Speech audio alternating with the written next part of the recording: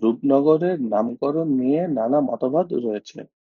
সর্বাধিক প্রচলিত মত হলো এলাকার প্রাকৃতিক সৌন্দর্যের বা রূপের জন্য এরকম নামকরণ। তবে ঐতিহাসিক নথিপত্র ঘেঁটে জানা যায় 1950-এর দশকে পাকিস্তান আমলে আনুষ্ঠানিকভাবে এ নামটি দেওয়া হয়। স্থানীয় জমিদার রূপচাঁদ রায়ের নামানুসারে নামকরণের তত্ত্বটিও সমান গুরুত্বপূর্ণ।